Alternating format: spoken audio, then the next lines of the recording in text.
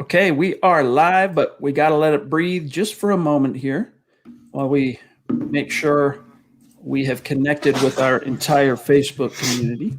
Bear with us, and we are good. Welcome in, everybody, to the Huddle Up podcast, presented as always by Mile High Huddle. And I'm your host, Chad Jensen. With me, as always, my partner in crime. You know him, you love him, Zack Kelberman. Zack, last night the news breaks that inexplicably the Los Angeles Rams gave up Jared Goff, not one, but 2 first-round picks, a third-round pick for not Aaron Rodgers, Matthew Stafford.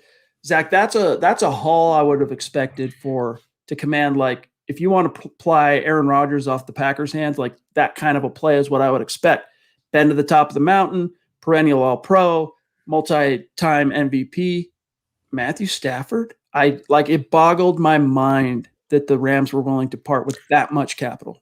Well, like I mentioned on Kelberman's Corner earlier today, I think a lot of it was desperation. Obviously, Sean McVay made it very well known after the season. He was tired of being held back by Jared Goff, and he wants not only Goff off the roster, but Goff's contract off the roster.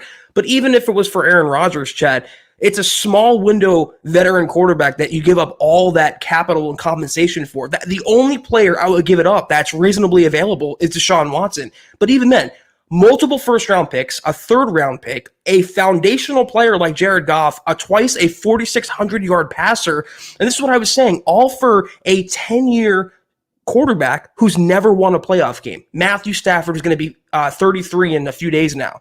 The Rams, that was one of the most lopsided trades I have ever seen in my entire life in any sport. And some people are rationalizing it like they paid extra for the Lions to take Goff off their hands. No, they way overpaid for someone like Matt Stafford. They got way desperate, and that was a way knee-jerk maneuver by Les Snead and Sean McVay. But thank you, Sean. Thank you, Les, because it finally puts the Stafford to Denver notion to rest. It was never going to happen, nor is Deshaun Watson. I've been saying it for a while now. I've been cautioning since day one. Don't be surprised when it's Drew Lock and Andy Dalton in 2021. It wasn't for lack of trying, though, Zack. George Paton was in on that deal. That's the wrong one. Let me go back here. There was a report from Mike Kliss, and then it was followed up by another insightful report from Denver 7's Troy Rank. Let me pull this up. This is Mike Kliss last night. Quote, per sources, the Broncos were engaged in the Stafford talks. There were multiple proposals on the table, none near the haul that the Lions got from the Rams. Lions were interested in the Broncos' core of young players, including Drew Lock. Broncos' new GM, George Paton, was reluctant to part with the young core, close quote. So, Zack, I've picked up a few things, and here's what I understand. The Lions, they were interested in Drew, but they wanted Broncos a first-rounder, second, maybe a third, plus Drew Lock, plus, he goes on to say, part of young core, reluctant to part with young core, plus like a Noah Fant or a Jerry Jeudy or a Draymond Jones. Like, that's what they were wanting, which makes you understand why Paton said, thanks, but no thanks. But he was relatively close and in on this, and it took the Rams coming in kind of at the 11th hour after they had kind of felt everything out, saw what the Lions were after, kind of heard through the grapevine what other teams were offering. All right, let's slap together an offer that they can't refuse. Boom, got it done. So to me, I mean, George Paton might be a little bit, this time last night, might have been a little bit disappointed that he swung and missed on Stafford, but it's a blessing in disguise. This was a bullet dodged. I don't think he's disappointed. He said he's going to be involved in every deal, and he promised to be aggressive but not reckless. He was aggressive in offering reportedly a first-round pick and then some, but he wasn't reckless in offering what the Los Angeles Rams offered. And I want to just highlight really quickly this little comment. Lock and Dahl, another 5-win season. I don't know why Zach wants that so damn bad. Makes no sense. I'm not telling you what I want. I'm telling you what's more than likely going to happen. George Paton told you himself he's aggressive but not reckless. He believes in stockpiling draft picks. He was never going to come in here being a rookie general manager and a first-year GM replacing Elway and giving up the farm or giving up most of the farm for 33-year-old Matt Stafford. That's just the way he operates. So again, it's not what I'm telling you where my heart is. I'm telling you where my brain is. And my brain right now has indicated for weeks that don't expect these blockbuster moves. Don't expect this wholesale roster turnover. Expect more of the status quo in 2021. The Broncos showed you their hand before even Peyton was hired, when they kept Fangio, and when Fangio kept McMahon, and when Fangio kept Pat Shurmur. Status quo is the name of the game for 2021. You don't have to like it. You can rail against it. You can be sad, mad, miserable. It doesn't change that fact. That's all. We'll come back to it. There's so much about this, that so much material here that we can kind of sink our teeth into. But what we got to do first is say hello and thank you to the presenting sponsor of tonight's live stream pod, Manscaped. Listen up, boys. 2020, put it in the rear view. It's behind us. It's 2021, and it's the best thing to move forward and put 2020 behind you is to embrace that new year, new me mindset. And what better way to do that than with Manscaped? Manscaped is the best in men's below-the-waist grooming, offering precision-engineered tools for your family jewels and helping 2 million men around the world keep their grooming on point. Zach, everyone knows I'm kind of partial to the Lawnmower 3.0, but we've been talking about it a lot on this podcast the last couple of weeks. But I'm also partial to refined cologne, the cologne that Manscaped offers. Yeah. Yeah, and guys, no matter who the Broncos quarterback is this season or going forward, you have to take care of yourselves. And where you start to take care of yourself is by manscaping. It's become a verb now. It's not taboo. It's not weird anymore, whether it's your unmentionables, whether it's like I use the nose hair trimmer, the ear hair trimmer. You want your face to look good. You want your body to feel good. And that's what Manscaped offers. I love the grip of it. I love the practicality of it. It holds its charge forever. Chad's going to show you in a second. It has a light on it so you can see everything. It's really a great product, and we wouldn't come on here and BS you. We use it every single day, or most, every single day. Chad loves the cologne. I'm partial to the cologne. They have wipes, they have pads, they have nail trimmers, they have nose hair trimmers. They really have it all for any requirement, any need you have in male grooming. But I promise you guys, it's the real deal. Step your game up, boys and girls. And I know that most dudes, for what it's worth, in the modern times, they understand you got to be on point with your male grooming, but this helps you take it to another level. Come out of quarantine right now with well-groomed, below the waist, with the Lawnmower 3.0 look. It's got the light. That's one of my favorite things. I'll use one of Zach's phrases, and that is that it helps kind of illuminate the undercarriage portion of your body. It's kind of hard to see when you're trying to take care of business down there. It's the safest one out there for those tender areas on your body. Lawnmower 3.0. So embrace the new year, new me mindset with Manscaped. Get 20% off and free shipping with the code HUDDLE at manscaped.com. Your family jewels, gang, will thank you.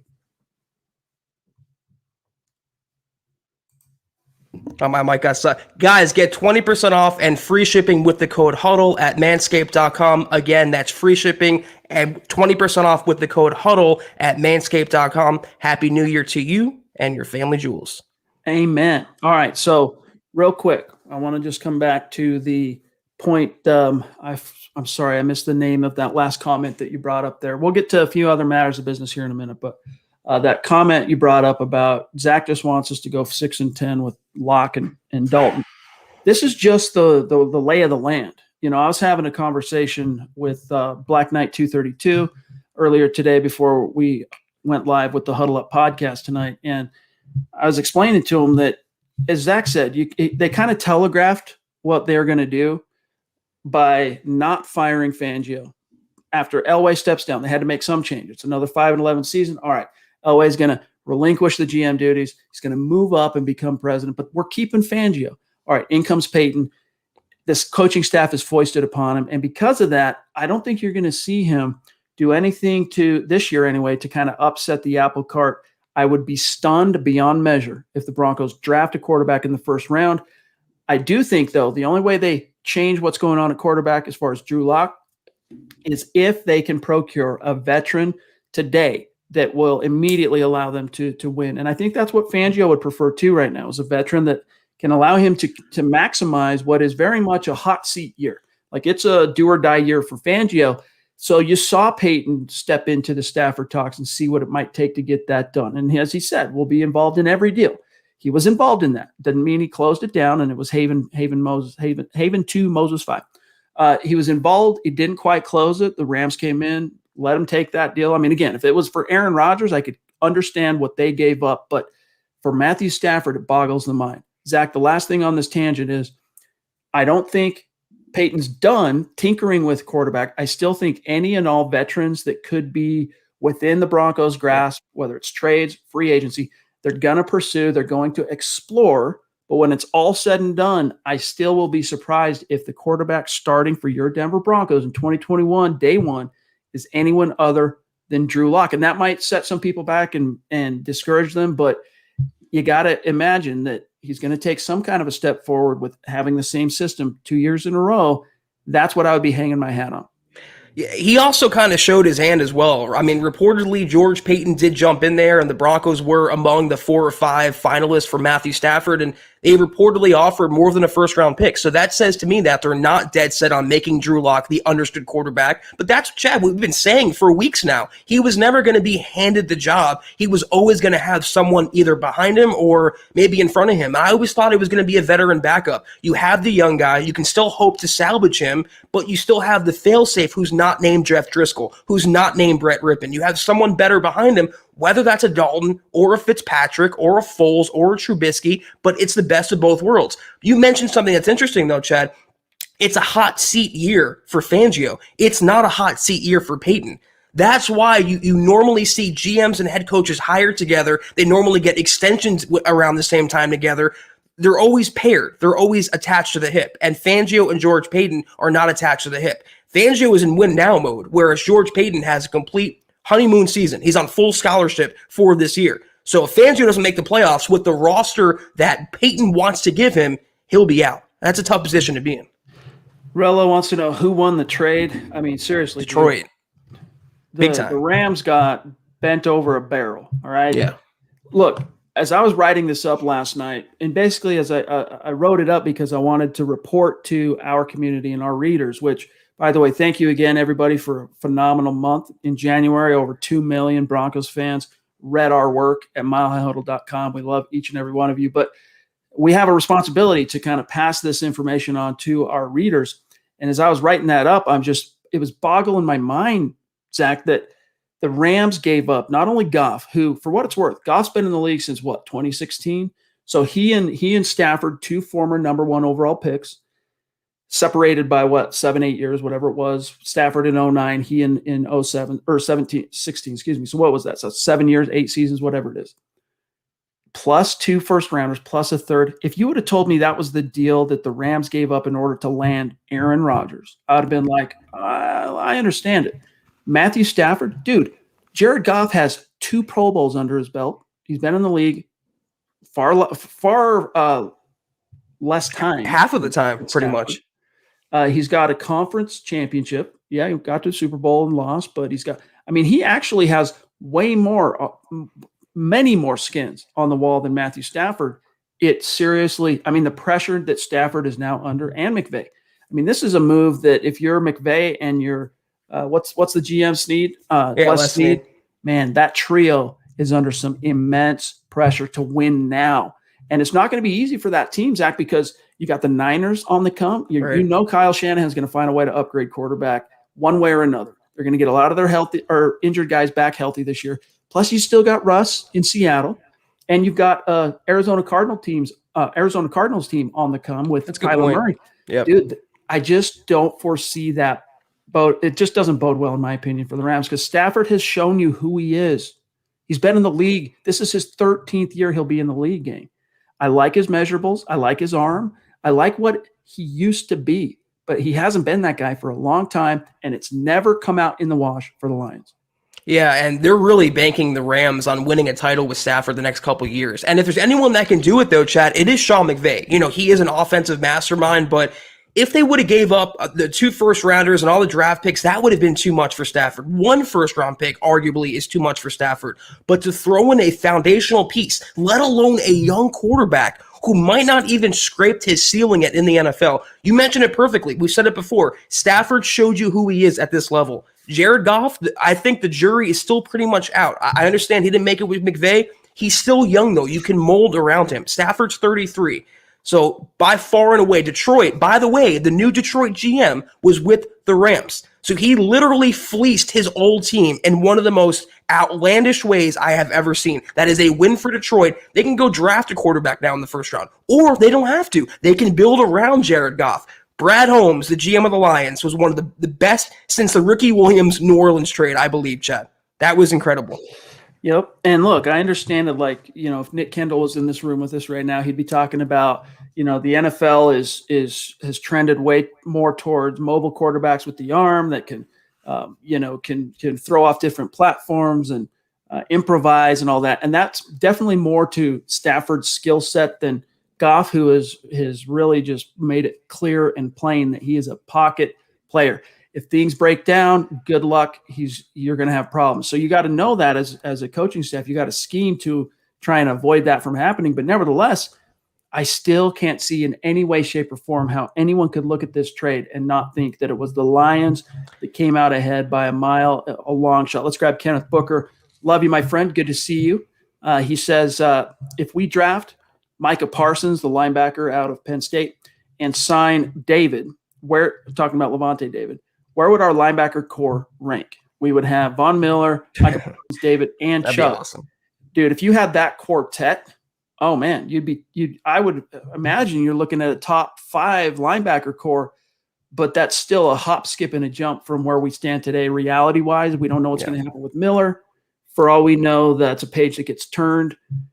Parsons, I'm a lot less sure about him as a first round guy for the Broncos at 9 because of some of his, let's say, off-field concerns. And David, I'm all about Levante David. Like, if you can find a way to get Levante David here, go get it. I think it's going to be one or the other, though. They have way too many needs throughout the roster, including at, backup or veteran quarterback. It's going to be either Parsons or Levante David, but I prefer Parsons to the younger guy, but I would love for the Broncos, regardless, to upgrade that spot. They cannot keep getting by anymore with the A.J. Johnsons and the Josie Jewells. Von Miller's coming off an injury. Bradley Chubb is, we still hold our breath when he pass rushes. So they need to sign someone dependable, whether that's Levante David or somebody else. But that inside linebacking core, they need a 3-down player. So it's one or the other. I'd be happy with either. Hey, John, just an FYI, I'm going to grab this comment here, but my chat just jumped to about 627 with Tyler is the closest one I have. And in between is David. We got Kenneth. So David, Oscar, Mike, Zachary, Muhammad, those 4 superstars, FYI, I don't have access to them. So let's grab Anthony. Appreciate you being with us tonight, Anthony. He says, if Mac Jones, the Alabama quarterback, is still available in the second round, does Denver pick him up? So let me flush this out a little bit more, Zach. If the Broncos push to acquire a veteran like they're obviously trying to do right now and fail, all right, and then you get to the draft, and maybe they've signed a Andy Dalton or a Fitzpatrick or whoever, right, to be that number 2, the backup, kind of push and compete with Locke. And they take a Parsons or they take a Caleb Farley at pick 9, and you get to the second round and Jones is still there. Could you see Paton talking himself into taking a guy like Jones? Well, I think it's a moot point because realistically, there's always one riser at quarterback in every draft, and it's going to be Mac Jones, I think, this year. And, the first round, too rich for my blood. The second round, I still don't know. It depends on the commitment to Locke, and it depends on what they do before the draft. I keep saying this. We will know what the Broncos' intentions are well before April, whatever it is, 29th this year, 30th. Because if they sign a veteran quarterback, they're not going to take a young guy in the first or second round. So it's either one or the other. If they sign Dalton, they're going to wait on a veteran or a rookie quarterback and not take Mac Jones. But regardless, I think he will be a first-round pick. I wouldn't take him there, but a lot of Daniel Jones vibes, Chad, where it's just a high floor, dependable guy. He likes everyone. The scouts love him. The coaches love him, and he's way overdrafted. That's where I see Mac Jones this year. I agree. I really don't think quarterback in the draft is on George Paton's to-do list. I think they'll scout the class, and if they do draft a quarterback, it's going to be a mid to late round guy. It's going to be pursue a veteran and Drew. David Kilgore, love you, my friend. Appreciate you. Bonafide superstar. He says, are there any decent corners in free agency this year? If so, do you guys see Denver going after any of them? I do think they're going to kick the tires on all of them. I think Peyton's going to take a look because You don't just have one hole at corner. I mean, honestly, let's just for a second assume Bryce Callahan has never been hurt in his life, and you don't have to worry about that. Just for a second.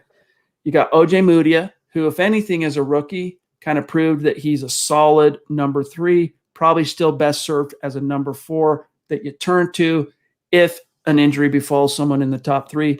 But really, it's Callahan is the only guaranteed rock you can count on at corner. So you have 2 massive holes. You need 3 starting caliber corners at all times. I don't think A.J. Bouye is coming back to Denver. I think he's going to be one of those cap casualties. You free up whatever it is, 13, 14 million in so doing. But there's Patrick Peterson's probably the number 1 name out there on free agency. It'll be interesting to see what he is looking for in terms of a new contract and what teams are willing to pay him, because he used to be the best corner. There was like a 2 or 3 year window there where he was the best man-to-man lockdown corner in the game. But he hasn't been the same dude the last few years. So any team that goes out there, Zach, and just shows him the money, I think are eventually going to rue that decision. You mean a veteran player declined under Vance Joseph? I'm shocked, Chad. He is not the same guy as he was. And the thing about Peterson, though, not that I think the Broncos will sign him because his market's going to be too high, but he can play safety as well. So it's almost like a Kareem Jackson situation where he kind of shifts to that role and you have the built-in replacement at safety. The market after Peterson really falls off. It's a lot of like number 2, number 3 guys, kind of like middling free agents.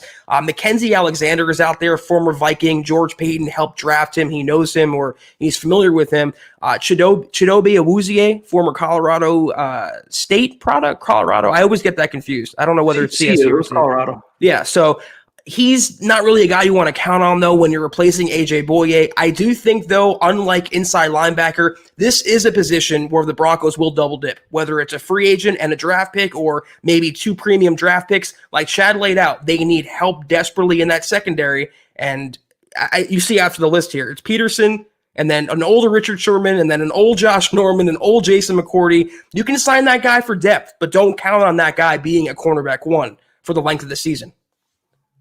Yeah, there's no free agent corner that Xavier Rhodes maybe, but he's not exactly the greatest fit for Fangio. He's more of a man coverage, Right. press. He's like an Aqib Talib light, basically. And I don't think he would necessarily be great in a Fangio scheme for what it's worth. And by the way, the Spot Track website is it is a piece of crap because they have a lot going on the site, it just slows it down. So anytime I open it as a tab just to show you guys lists and whatnot, dude, it completely almost shuts down my browser because it must just be taking up a ton of space. Oscar, appreciate you, my friend. Good to see you. Thank you. He says, I think fans just need to move on from the idea of Deshaun Watson. It's just not realistic without crippling the team's future. Other teams can offer more. Another topic here that he's got a great point. I said, look, the Rams deal, if that was Aaron Rodgers, I could understand it. What could you imagine if that's what Stafford could command? What in the Sam Hill are the Houston Texans going to be asking for in Watson's case? But it was brought up to me once again in this conversation with Black Knight 232 again, and I couldn't disagree with him, Zach. Miami and New York, by virtue of the Jets, by virtue of they have a grip of ones over the next 2 drafts. Like they're actually in a position where they could separate from the rest of the competitors for Watson and make Houston an offer they couldn't refuse. But again, when you do that, you're landing Deshaun Watson, but now you've got a team that is bereft of first, second, third round picks for at least the next 2 years, if not longer.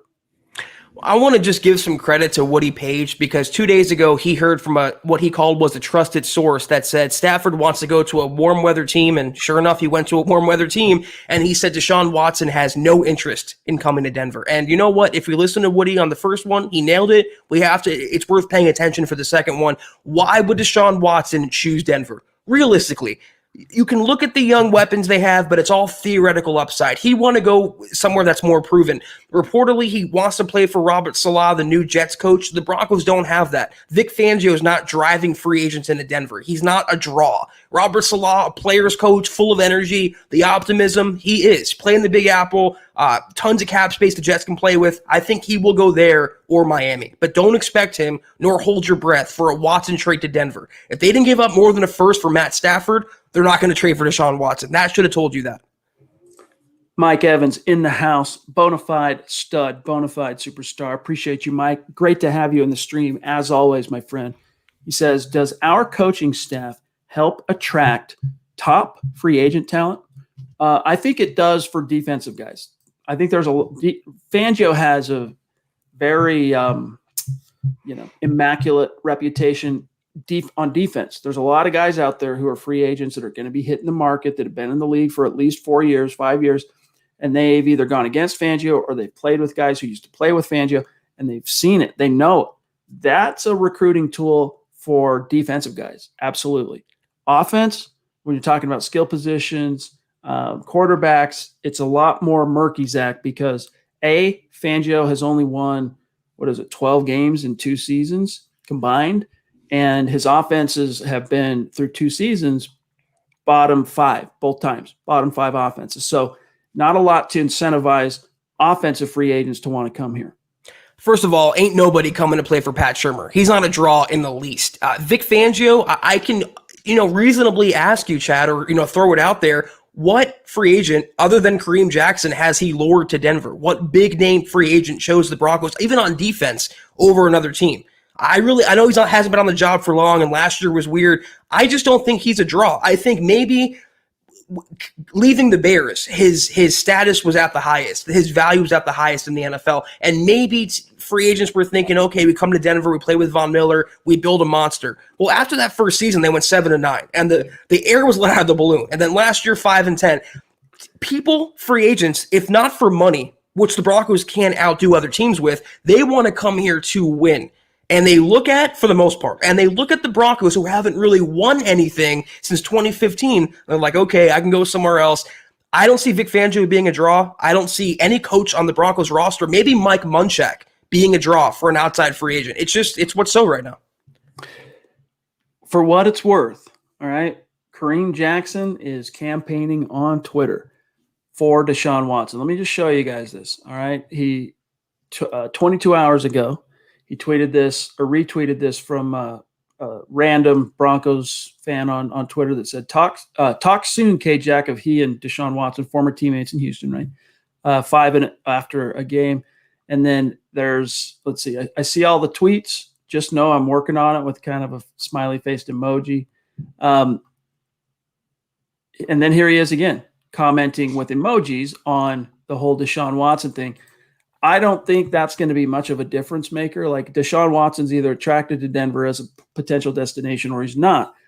If I were Deshaun Watson and I've made my mind up that I want out of Houston and I'm looking around, I don't understand why Robert Saleh. Like, what are you talking about? Why do you want to go play for a defensive-minded coach? I understand that he's got some juice and his reputation has grown quite a bit over the last few years as an assistant under Kyle Shanahan, but why the Jets? Why Salah? There's nothing there for you to win out of the gates. Meanwhile, you look at Denver, you've got a defensive-minded coach similar to Salah that can kind of handle the defense, if you will, and every piece you could need on offense, from the receivers to the running backs to the tight ends, even the offensive line, Zach.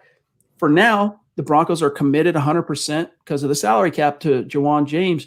Like, you're locked in. You got every tool in the tool chest you would need in Denver right now. But to me, it still comes back to the coaching. Like, the one disincentive if I'm Watson in my thought process is, I like all those tools and I like that supporting cast in Denver, but I'm not liking what I saw from the Shurmur scheme last year. And, the days of having Peyton Manning here, Zach, and him being the recruiting tool that has studs and all pros take less to play in Denver, there's nothing like that currently existing for the Broncos. You mentioned it. His draw for the Jets, supposedly, it's got to be the coaching staff, because in Houston, they try to appease him by retaining Tim Kelly. He's their offensive coordinator. He's a young, up-and-coming guy. Who did the Jets just hire? Mike LaFleur as their new OC. That is a draw for a young player. And that's why I said on KK earlier today, you can't have an old head coach and an old offensive coordinator. It's a young business. It's been trending in that direction for a while. Robert Saleh has a great reputation. He's, I think, 45 years old. Vic Fangio is 60. Pat Shurmur is 59. They have Mike LaFleur. He's the brother of Matt LaFleur. He has a lot of cachet in his own, Chad. So that's appealing. It's the Big Apple. I'm sure Deshaun Watson is looking at the media aspect and all he can do for his own brand in New York as opposed to Denver. And Kareem Jackson, I don't like the message it's sending to Locke. I mean, he's still on your team and you're out there advocating for an outside quarterback. I think he might know he's on the way out as well, Kareem Jackson. I think he's maybe trying to save face in the fan base or with the team. New York, the Jets. I mean, hey, man, RIP, because I know that was the team you grew up with. No disrespect. We don't talk about it anymore. That's where quarterbacks go to die. All right. Like, if I'm Deshaun Watson, I get it that they have the capital to get me, but like, I'm afraid, dude. We had Mark Sanchez for a while. I mean, he didn't die there. He blossomed. And we had Chad Pennington. He didn't die there. He blossomed. But other than that, though, it's you're right. It's a wasteland. Ever since Joe Willie went like this, it's been a wrap. Yep. They used up all their football karma when he made that guarantee. Yeah. All right. Zachary Smouse in the house. Good to see you, my friend. Appreciate you. Bonafide superstar. He says, Chad, Zach, and Beast, thank you for giving me inspiration in what you guys do. MHH was one of the best things that happened to me. Hashtag blessed. That's very sweet of you, my friend. Yes. We really appreciate that. And like I've said on previous pods, it's been really cool to see you blossom, if you will, and start your own podcast and get your thing out there. And so we're like two proud surrogate parents over here, Zach and I, two dads. Yes. Anything we can ever do, please let us know. We'd love to help out. Muhammad, MHH, male model in the house. Good to see you, my brother. And Muhammad, of course, was also locked in along with many others that you guys know well for episode 4 of Kelberman's Corner today, which was phenomenal. Thanks to Muhammad and each one of you that were in the room that have subscribed and become official supporters on Facebook. You guys are sponsoring that show. All right. So we appreciate you. But Muhammad, he says, I'm tired of this notion that we are trading for a quarterback. Let's roll with Locke. If he doesn't work out, draft another one. And where I'll take it a step further than what Zach has said is, Zach has said, look, I'm not telling you necessarily it's Locke in 2021 because that's what I want. I'm telling you that's the way the stars are aligned. Like, that's just what it's probably going to be. I'll take it a step further and say, I do think it's in the Denver Broncos' best interest to give Locke one last year because you've gone this far with him. I would probably feel different, Zach, if they had fired the coaching staff and started over when they hired Peyton and said, Peyton, go hire your own guy. And then, let him basically, you got to trust what he wants to do. But because you kept the coaching staff in place and you've wandered the desert 2 years now with Drew, you've put in that time, you put in that sweat equity trying to develop him. I want to see that through one last year. If you're giving Fangio one last year, if you're giving Shermer one last year, I want to see that with Locke. Doesn't mean you don't tinker. It doesn't mean you still don't, hedge by going out and getting an Andy Dalton or a Fitzpatrick or whoever. But I still think it's, for now, the way I'm sitting here, January 31st, 2021, I still think it's in Denver's best interest to roll with Locke in 2021 because, Zach, he might end up popping. He might end up paying you back and reinvest and reinforcing your investment. You're going, finally, we're getting returns. I mentioned this on KK today that if you're going to roll with the incumbent coaching staff, and Fangio set himself up for failure, hint, hint, as to the topic of the show, by retaining all the coaching staff. He didn't replace Tom McMahon. He didn't replace Pat Shermer after replacing Rich Gangarello the year prior. So when you had the incumbent coaching staff, you have to roll with the incumbent quarterback. It makes no sense for a first-year GM and a lame duck head coach to have a new quarterback come in. And again, you might not want to hear it. You might hate Drew Lock, and that's okay. But the Broncos, it's looking like are not going to make that big splash move for a quarterback that everyone is pining for. We're not saying they won't trade for one. We're not saying they won't acquire one. We're not saying even that they shouldn't acquire one. We're just telling you there's a lot more moves they can and will make other than blockbusters for Deshaun Watson or Matt Stafford. Let's get the barometer a little closer to reality. Tyler Randall, good to see you again in the chat stream, my friend. Really appreciate you. It's been great having you. He says, jumping in on my lunch break to show some love from Oklahoma. Broncos country is not a geographic location. It's a state of being, baby. It's wherever you are. He says, keep up the great work, guys. Going to catch the show tonight. Hashtag Denver Broncos for life. Hashtag state of being. Appreciate that, Thank you, Tyler. Let me see. BNS, I know we missed one of his supers the other night. There he is. Hey, every once in a blue moon when we have a super active chat, one super chat will slip through the cracks. So BNS, We hated to see that after the fact. Of course, we don't realize it till after the fact. So we want to make it up to you any way we can. He says, we need defense, fellas. Give Locke a full offseason to work on his game, draft 2 or 3 corners and linebackers. Remember, Zach, LOL, we have, if not the best, then the next best left tackle in the league, more than most have. Zach, that is another good point as far as a recruiting tool. It's not going to necessarily be a deciding factor, but like it's just part of the picture, which is, you have one of the best left tackles of 2020 anyway, ready to block for and protect your blind side in Garrett Bowles. How many, though, outside of Denver know Garrett Bowles' name? Does he have a lot of NFL league-wide name recognition?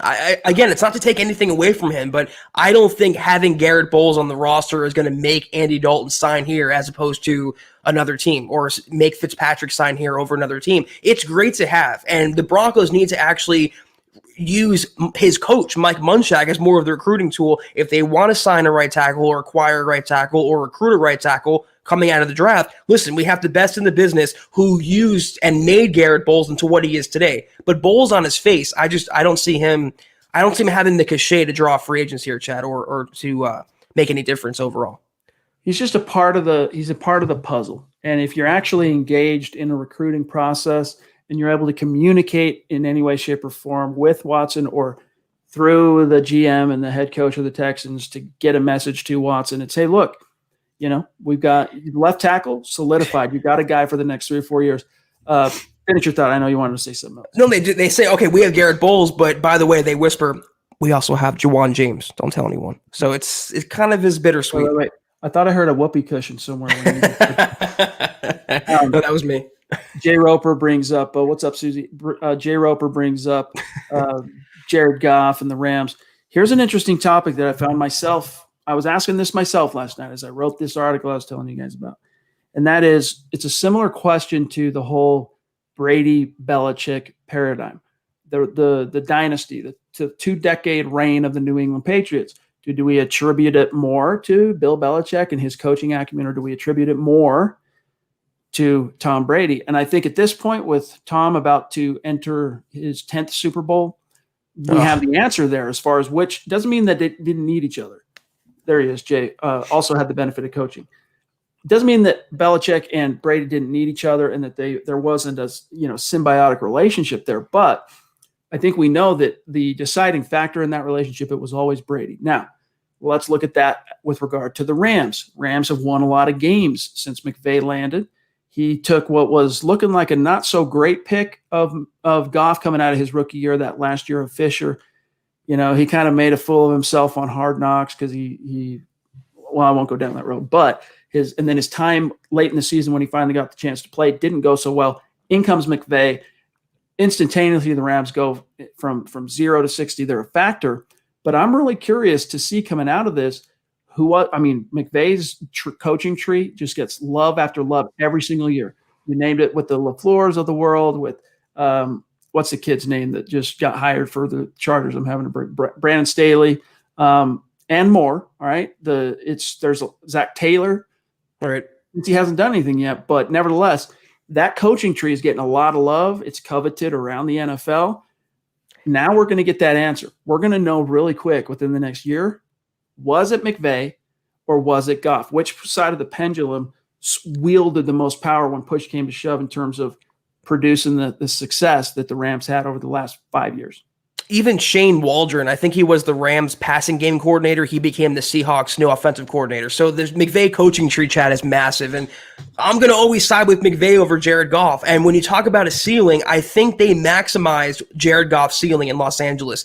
They had the talent around him. They had a good running game. They invested in wide receivers. They had young tight ends. They protected him well. They had a good defense. They had good coaching. That's where it falls on the quarterback. But when you have a ceiling, you keep hitting against it, and you can't go past it. You can't go past that ceiling. So they're hoping that when they can maximize or will maximize Matthew Stafford's ceiling, it's actually higher than Jared Goff's. But chicken or the egg, I'm siding with McVay well before Jared Goff.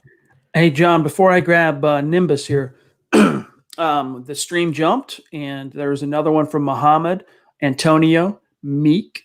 Fat Cats and Black Knight and David Kilgore that's in between that I don't have access to. So just FYI.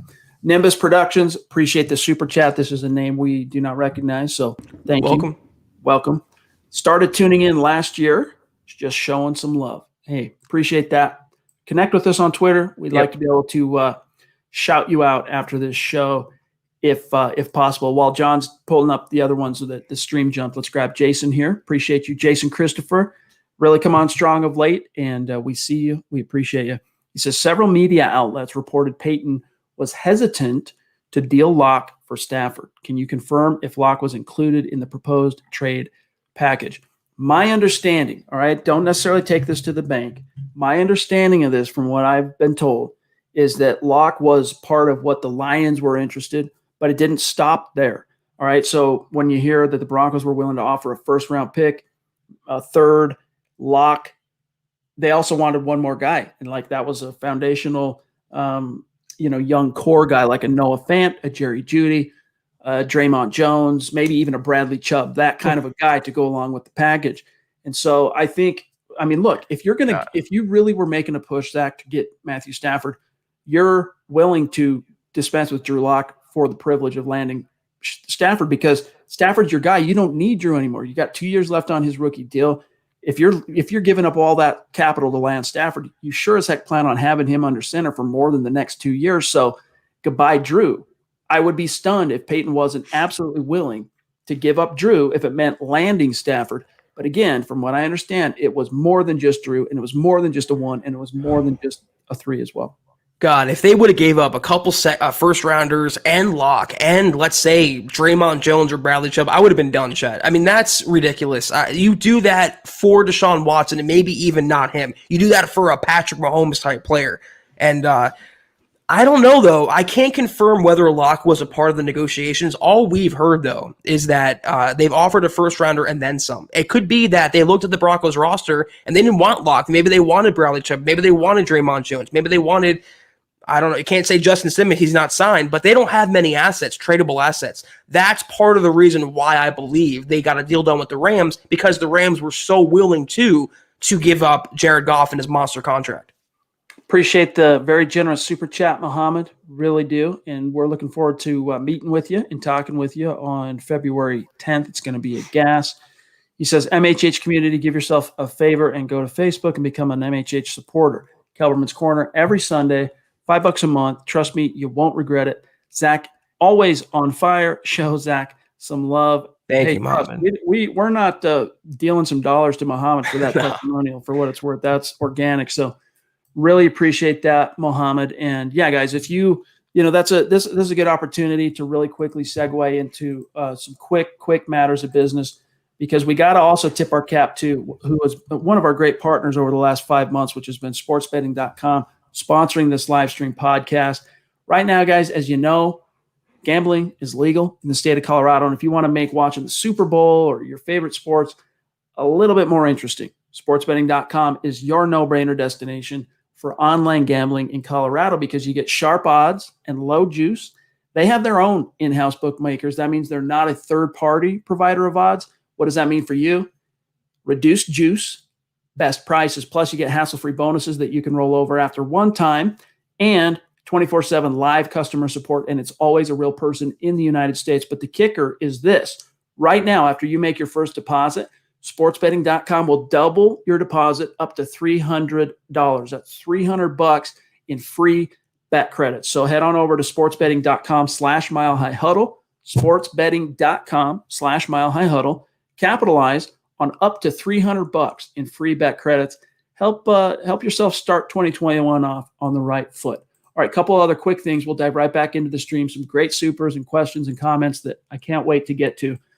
As this show continues to grow exponentially in MHH, again, guys, when we say we had over 2 million people reading milehighhuddle.com in this month of January, that's 2 million people. That's not 2 million articles read or whatever, page views. That's 2 million individual people reading the site. And we're so grateful for each one of you that have checked out our stuff and read every day and come back and comment. You come over here on the live streams, you follow us here, you engage, you support what we're doing. but you got to know how to connect with us as well on social media. And that's how we can keep the conversation going. Follow the pod on Twitter at Huddle Up Pod, the main account at Mile High Huddle. My partner, Zack Kelberman at Kelberman NFL, myself at Chad and Jensen, and our producer, you know him as Buana Beast, but on Twitter at John K. MHH. Also, gentle reminder to check out the merch store, huddleuppod.com, and get your swag on. Get a dad hat like you see Zach wearing there, the MHH dad hat. Get a football priest hat like you see me wearing here. Face mask, mug, hoodie, little something for everybody. It's another way to support what we're doing here. And back to what Muhammad was talking about, become a supporter. It comes with some bennies. It comes from with some benefits on Facebook. If you go to our page, facebook.com/Mile High Huddle, you'll see the big blue button. It says become a supporter. You click that. You're in like Flynn. Or if you're watching right now, you're joining us on Facebook. If you scroll to the bottom where you would type in your comment, you're in the chat. Right next to that, you'll see a green icon. If you click on that icon, that takes you through signing up to become a supporter as well. Not only do you get access to Kelberman's Corner out of the gates, which episode 5 will drop next Sunday. We just did episode 4 today with Zach and Kim. But we are dedicating more and more content and creating and planning out more and more content specifically for the Facebook supporting community. So check that out. It's easy to find. It's easy to get signed up and started. But if you're not in a position to do those things, we're seriously just stoked to have you in the stream, or if you're listening after the fact as an on-demand podcast. But please do these 3 things. We ask that you subscribe on YouTube, on Apple Podcasts, on Spotify, wherever you listen to the show. Like this video. Guys, you have no idea. If you're on YouTube or Facebook right now, Zach, we're pushing north of 500 people that are with us right now in this chat. If each one of you liked this video, it would have a huge effect on us, a beneficial effect on us organically. So like this video. And then the third thing is the litmus test. If we're doing a good job for you, share this video out. We ask that you share it out there. Help us continue to grow and reach new like-minded Broncos fans just like you. All right, John, let me see what else. We got a very, very, very, very, very generous super chat from the queen of MHH. Christy is just, this times like this, she just blows us away, Zach. She's just, it's not the first time she's been this generous, and every time she does, it just leaves me speechless sometimes. Christy, thank you so much. You know how much you mean to us and to this entire community. It's like discussing Tom Brady in the Super Bowl. There's no more superlatives to talk about Christy's generosity and what she's done for the show. So thank you, Christy, so much. And it doesn't end here. She's in the she's in the chat, keeping the conversation going. She's on Twitter, keeping the conversation going. She's got her own podcast going. And so we just, it's all symbiotic. So Christy, we appreciate you and everything you do for Mile High Huddle. Thank you. Love you. We got Ian Garrett on Facebook who wants to know, he says, the Broncos need an offensive tackle in the second round. I think we should draft the offensive tackle from Minnesota, Daniel. I always butcher his last name, Fa'ali. He is awesome. I know that's a guy that Eric Trickle, if I'm not mistaken, likes quite a bit. But, Zach, it would not surprise me to see the Denver Broncos draft a tackle with one of the premium picks, because you don't know what the future holds with James. Elijah Wilkinson, free agent, unrestricted. They're probably not bringing back DeMar Dotson, who's also unrestricted. You need to shore up some depth there because you don't know if he's going to show up for work, dude. You don't know what's going to happen. Yeah, they have to. It's funny that we talked about the mock draft scenarios back in like October. We both said, no doubt about it, right tackle has to be the Broncos' top pick. But that's kind of changed with the needed cornerback and needed inside linebacker. They have to invest in a top-flight offensive tackle. They cannot keep holding their breath and depending on Juwan James. And if he decides that he has a hangnail or a headache, he's going to bail out again. They have no one behind him. They have to go back on the scrap heap for someone like DeMar Dotson. Not a first-round need, maybe not a second-round need, but beginning in the third round, they have to start looking for premium or blue chip to that point offensive linemen. All right, so Daniel Fa'alili, I think is how you pronounce that. But yeah, he's good-looking tackle prospect out of Minnesota. So Antonio, thank you for that super chat, my friend. You're as consistent as the day is long. Appreciate all your support, my friend. He says, I'll be rooting for Locke until he proves he can't handle the starting position. I'm confident he'll put up huge numbers next year. I feel relatively confident as well. And here's why. It's not just like, blowing smoke up anyone's skirt, so to speak. It's because he showed after some real dark moments, Zach, where he was regressing. I mean, it was like everyone alarmed. From week 11 on, you got to kind of put aside that botched week 12 with the mask snafu that was just put that aside. Week 11, week 13, week 14, 15, 16, 17, Broncos didn't win all those games. It wasn't the dominant 4-1 type of finish like his rookie year. But he, as a player, as a quarterback, as a game manager, as a decision maker, as a playmaker, all those components, he took massive steps forward in those final games. And so that leads me to believe that you give this kid the offseason, you give him the playbook 2 years in a row, you could see him take some steps forward. How big are those steps? Are they quantum leap level steps? Time will tell. Yeah, that's definitely true. It's like the matter of the steps, not really the steps taken. But I like the way the question was posed to us. I'm going to root for him until he's demonstrating that he can't handle the starting job. And I don't think anything he's done to this point, even with his turnovers, his bad play last year, has said, you know what, for a certainty, Drew Lock cannot be the franchise quarterback. Obviously, he's very up and down. Obviously, things worked against him, and he didn't help himself either. But that's why I'm still holding steadfast to my belief. George Paton wants to see, maybe with a better quarterback behind him, what he can do. Lock one more year in a make-or-break third season. All right, so Marshawn Lattimore on the brain for a lot of people, including one of our great listeners and superstars, Meek555. Good to see you, brother. Appreciate you. He says, realistically, do you think we can trade for Marshawn Lattimore? What are your thoughts on that? Because as far as I know, the Saints aren't necessarily intent on trading him. Like, that's not a decision that's fully been made. But if you're a team that wanted to make a push to land him, maybe that's, they'll pick up the phone and listen.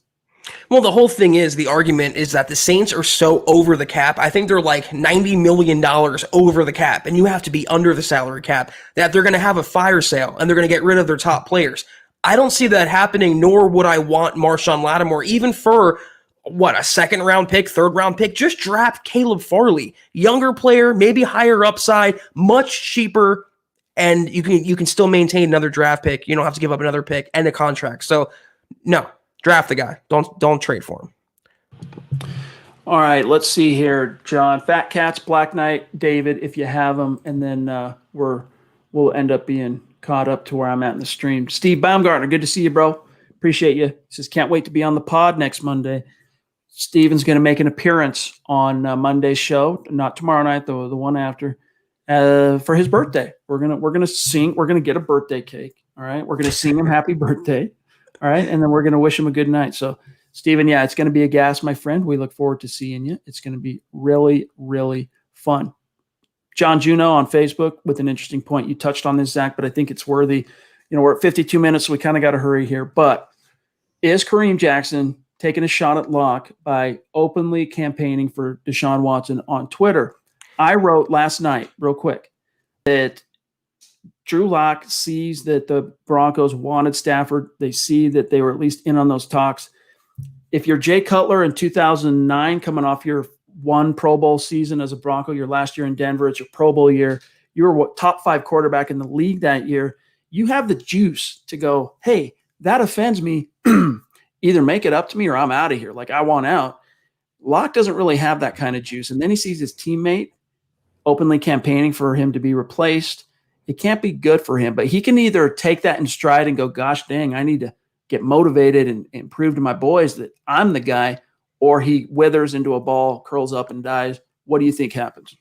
Well, I'm going to give Kareem Jackson the benefit of the doubt and say he's kind of just pandering to the popular take right now, which is get Watson to Denver and any means necessary. I used to play in Houston, so let me see what I can do. Kareem, you're not doing anything. You're not going to change Deshaun Watson's mind if he wants to play for the Jets or San Francisco or Miami. So I think it's pandering to his audience, and I think kind of save his own behind. He knows he's a potential cap casualty. What better way to endear himself to the front office and the fan base by campaigning for Deshaun Watson? Well said. Fat Cats, appreciate you, my friend. Just spitting hypotheticals. If Watson went to Indianapolis, would you take Jacoby Brissett as an effective backup for Drew this year? I would. I mean, I think he's one of the guys, if I'm looking at like 5 options to back him up and not only be kind of a push, compete, create some competition anxiety, but also a guy you could probably trust to keep you competent and competitive if you have to bench Lock or if he goes down. And going down, look, that's a legit concern for Drew Lock. 2 years in the league, 2 serious injuries that cost him time on the field. So it wouldn't be my first choice, Zach Brissett, but I wouldn't hate it. Yeah, you mentioned 5 choices. He'd be my 5th on that list. I've never gotten the whole allure of Jacoby Brissett. I understand he took over for Andrew Luck. I understand he's from the Patriot system, but is he really better than what maybe Brett Rippon can do or Jeff Driscoll, God forbid? If they're going to get a veteran quarterback that is aimed to push Lock or keep the Broncos competitive, if something happens to Lock or he bombs, Brissett to me is not that guy. You know, it's a very kind of slim market. None of these names are very appealing for the long term, Dalton or Fitzpatrick, but I would take those 2 guys well before I would gamble on Brissett as the backup or bridge starter. David Kilgore, appreciate you, bro. Again, he says, if Denver does go with Lock in 2021 and tanks again, what quarterback do you guys see us either drafting or in free agency? I'm not sure who the free agents are going to be next year, but again, guys, there's no such thing as a free agent franchise quarterback. So it would really come down to the draft. And who knows? No one could have foreseen a blockbuster, unprecedented Goff for Stafford trade. No one this time last year could have foreseen that Deshaun Watson, a player of his caliber, would be trying to strong arm his way out of Houston. So much could shift and change between now and then in terms of the veteran market, Zach. But I think if you're turning the page and Lock didn't work and you're firing Fangio, it's all about the draft. And I'm not even sure who some of the top 2022 QB prospects are. All I do know is what I've been told from experts like Nick Kendall, Eric Trickle, those guys. It's not a great quarterback class, at least sitting here where we are right now. Well, I got a name in the veteran class for 2022, and it's 3 letters, DAK. And 2020, and just saying, guys, I'm still holding on hope. He gets the franchise tag again this year. He would be a free agent in 2022. And if Lock doesn't bomb, they would have a new head coach. And maybe that head coach, Chad, is Eric Bieniemy. Maybe that head coach, Chad, is Kellen Moore in 2022. And Dak Prescott's a free agent. That is my guy. So I agree with what Chad is saying. There's no franchise quarterbacks except for Peyton Manning as the outlier on the open market. But if Dak were to become available next year, he is the guy I'm throwing big money at with a new rookie head coach that's offensive-minded. It's a perfect pairing. All right, let me see here. John Houston, thank you for that super chat, my friend. He says, I could see Denver getting Mitchell Trubisky to back up Lock, to be honest. I wouldn't be surprised either just because Fangio has a little experience with him. But if you think a guy like Trubisky is coming into Denver to, offer salvation to this franchise, you got another thing coming. Like, dude, that was a mistake from the Chicago Bears, and he reached his ceiling in 2018, and then ever since careened, boom, bounced off the ceiling, and going like a torpedo. Yeah, I don't want anything to do with Trubisky. I think he's damaged goods, and his rushing upside doesn't warrant, I think, the negative headlines the Broncos would receive by signing him. So a safer bet, not a sexy bet, but a safer bet is someone like Andy Dalton or Fitzpatrick. I think that's the way to go. We've got Relo Takeover again. Thank you, my friend. Connect with us on Twitter. If you have a Twitter account, reach out and let us know who you are so we can connect there, keep the convo going. He says, any expectations from the Senior Bowl game yesterday? Look, I don't a lot of people think it's all about the game. It's really not. Like the evaluation, the work that gets done on these seniors going into the draft, it's not about the game. It's about the whole week of practice. Like I was surprised, Zach, when I covered the Senior Bowl in 2015. I fly in, and in fact, when I'm making the arrangements, right, I'm booking my flight, I'm booking my room. When do I fly in? When do I fly out? Everyone's telling me at the network, hey, no, you fly out Friday. I'm like, the game's Saturday. What are you talking about? No, you're flying out Friday. I'm like, what are you talking about? Turns out no one cares about the game. The only people that stick around and watch the game are television, broadcast media. All the scouts, everyone else, they hightail it on Friday. They get out of there because all the work has been done. They're there to talk to the coaches, see how these guys practice, watch them in one-on-ones, talk to each other, get the buzz, networking and all that. So the work has been done long before the game. What I'll tell you is that Mac Jones significantly improved his draft stock. I think he already had better stock than people realized, but I think the Senior Bowl helped him improve it a little bit more. There's a center, there's a tackle, there's a safety that I know Lance Sanderson it wrote about that's coming out here tonight or in the morning at milehighhuddle.com that you can check out. There are quite a few prospects, and I know that Luke Patterson, who was there for us, covering it for Mile High Huddle, representing the brand all week long, he's got some articles, some content coming down the pike this week. It's going to be detailing exactly the answers to those questions. And Black Knight, appreciate you, my friend. Means a lot on Twitch. Yeah, Mac Jones got kind of criticized for whatever reason for not playing in the actual game, but he did what he had to do during the week, Chad. He, like you said, he bumped his draft status up, agree with it or not, from the second round, arguably to the fringe first round, the bottom half of the first round. So he did what he had to do, and the Broncos, whatever scouts were there, they got to see the players that they intended to see.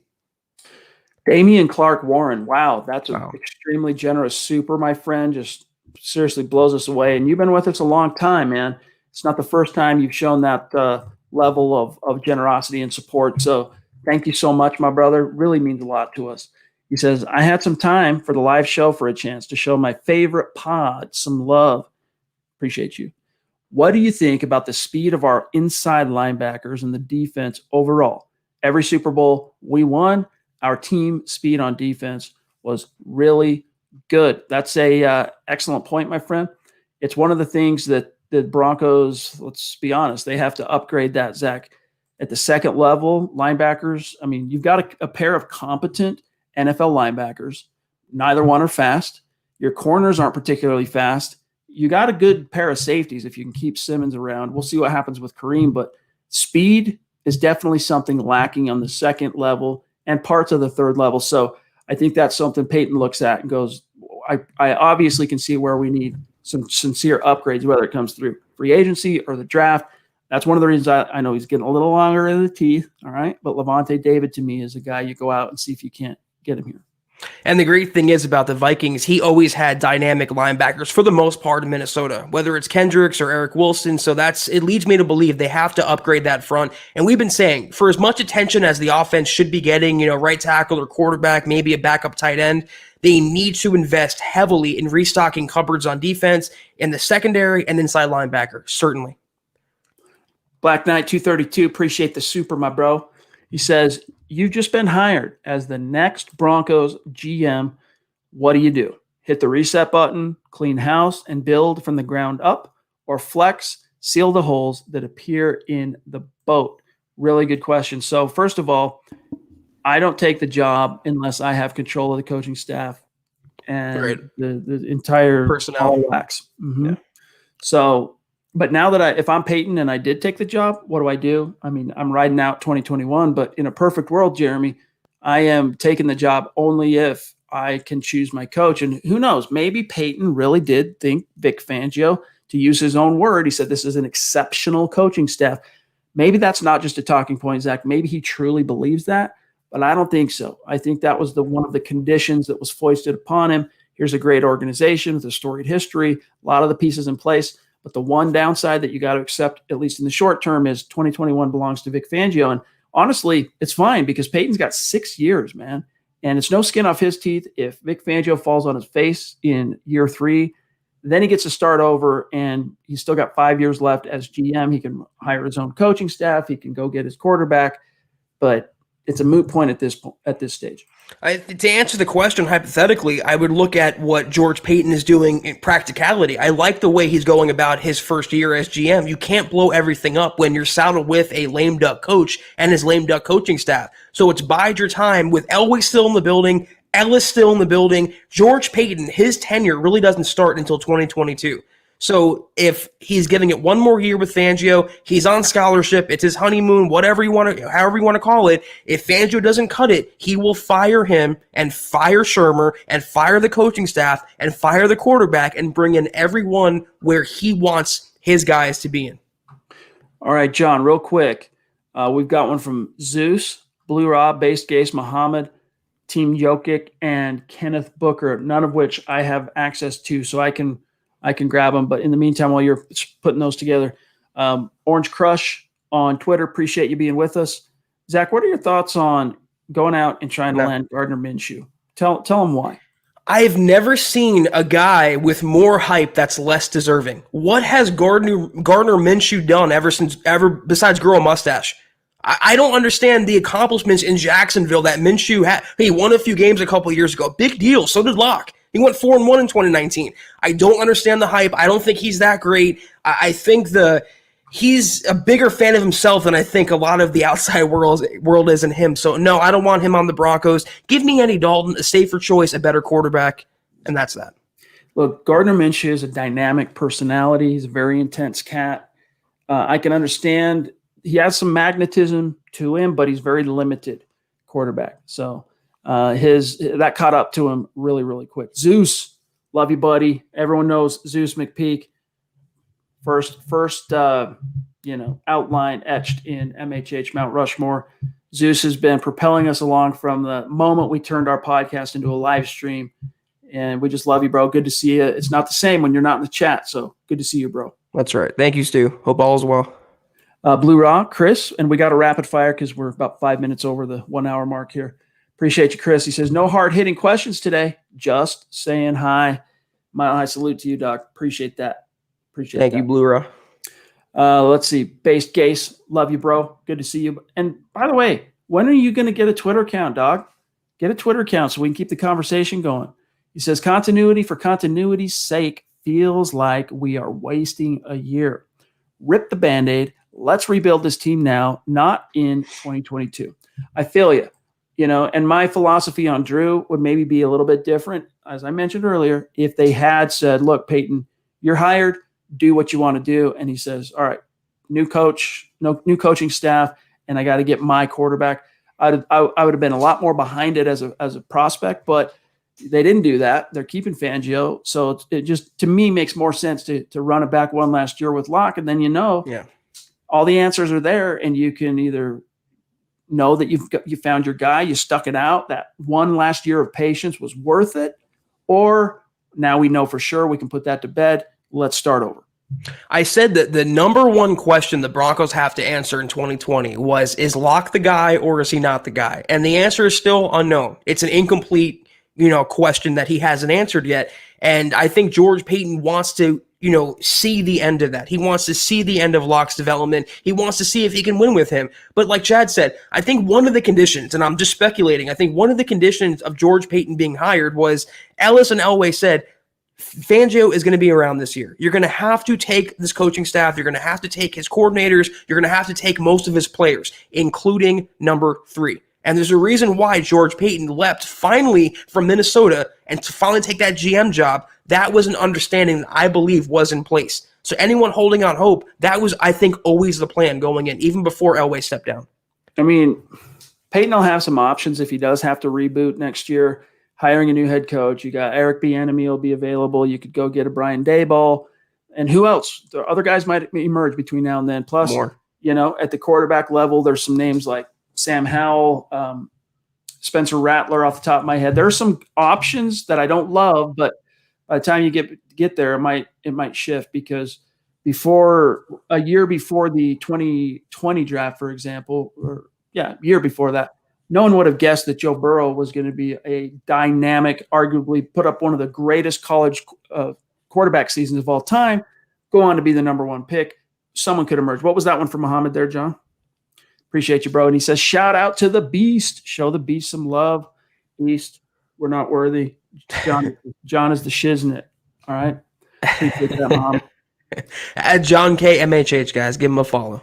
Team, dude, thank you for being here. He says, John, remember this, bro. I'm going to try and – can I copy that? I'll copy it. He says, my Twitter is at KHRISBETH1, so we can talk after the show, etc. Anyways, okay, good to know.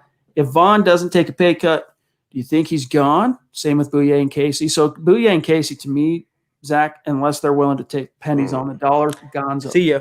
Vaughn, though, it's a little more delicate than just simple dollars and cents. Like, you have the legacy of one of the greatest players to ever suit up in orange and blue to consider.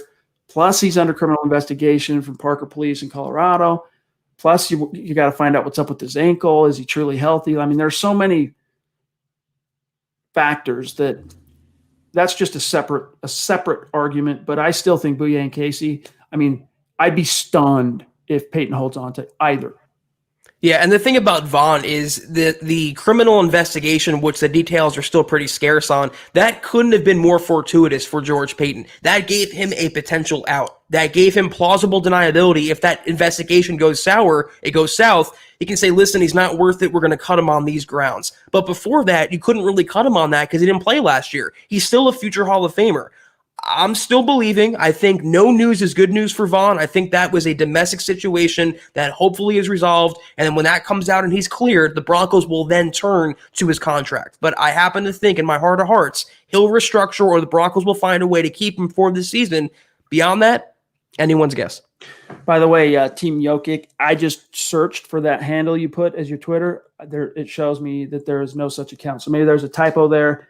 Put it in the chat, and we'll keep an eye on that. Kenneth Booker, love you, bro. He says, if Locke stays healthy, what is his ceiling stat-wise? I mean, let's just dial it back to this time last year where we got questions similar to this. I saw if all the stars aligned for Drew, I saw in 2020 somewhere between 22 and 25 or 6 touchdowns as a ceiling, somewhere approaching 4,000 yards, something like that, all right? And I think for now, even if he does turn the corner and turns out to be everything fans hoped he could be, I think for the next 2 or 3 years, even under that parameter, that's about the ceiling that I would expect him to see. Now, a lot of quarterbacks, they hit one ceiling, and you go, all right, we think we know how good this guy is and can be, and then they bust through to a whole other level, and that's the true great guys that end up, becoming dominant.